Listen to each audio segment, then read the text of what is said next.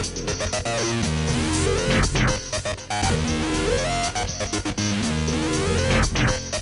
let's move on down the toolbox here on the left-hand side. Let's take a look at the primitives area. Now, the idea behind this area of buttons is that you're going to be changing the red builder brush into the shape of whatever these primitives happen to be. So if you just start left-clicking, for example, if I click on the cone button, you'll notice that the red builder brush converts into this kind of rudimentary cone-like shape. We click on cylinder, you can click on curved staircase, and you're just starting to change the shape of the red builder brush. Extremely straightforward.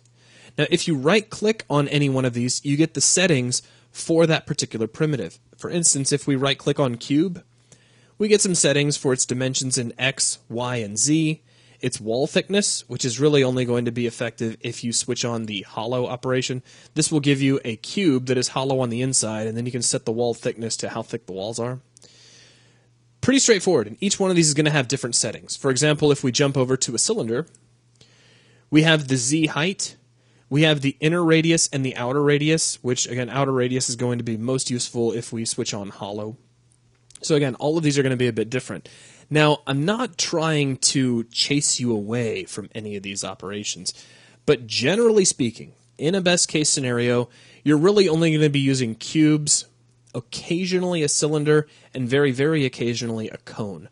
Most of these other primitives, again, in a best-case scenario, you wouldn't use as a brush. You'd actually bring in a static mesh. For instance, a tetrahedron, if we click on this, we get this sort of diamond-shaped thing. In fact, I'm going to hold down the L key and rotate around it so you can get an idea of what it looks like.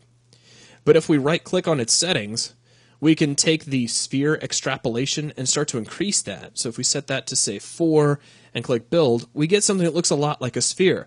However, this would be highly inefficient if we were to create it out of BSP geometry.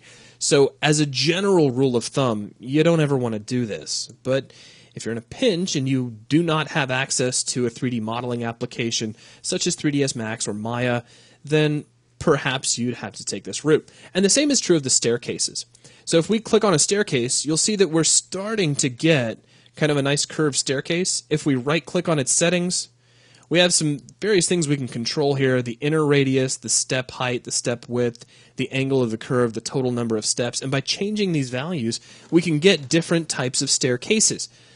But this is really not the way that you would optimally create stairs inside of your level. In a best-case scenario, you would create your staircase inside of an exterior modeling package, again, like 3ds Max or Maya, and bring it in as a static mesh, not as a BSP brush. The textures are very hard to get positioned just right, and it's just not efficient in terms of the engine. But if you're in a pinch and you have to do it, this is where you can do it from.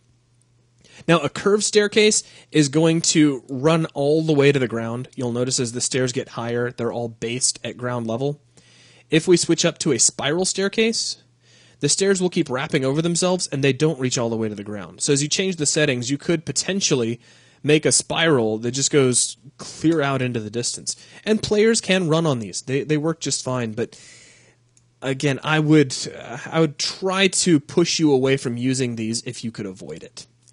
Now, at the very bottom, we have cards, and what this allows you to do is to create two kind of volumetric cards here. So, like, if you had kind of a foggy material on these, you could place these in the distance, and it would look kind of like fog. In older Unreal games, you could use these for things like chains and torch lights and all sorts of stuff like that. These days, that sort of thing is generally handled through either static meshes or particle systems, and so the cards primitive is not something you'll probably find yourself using very often. But if you need it, it's here. So that is a quick look at the various types of primitives. Now, I haven't really talked about the next group yet, but just to make sure we're completely clear, really all these primitive buttons are doing is just changing the shape of the red builder brush. Then you would use your CSG operations, either through the next group of buttons we're going to talk about in the next video, or by coming up to the brush menu and choosing CSG, add, subtract, intersect, or deintersect, in order to kind of push that along.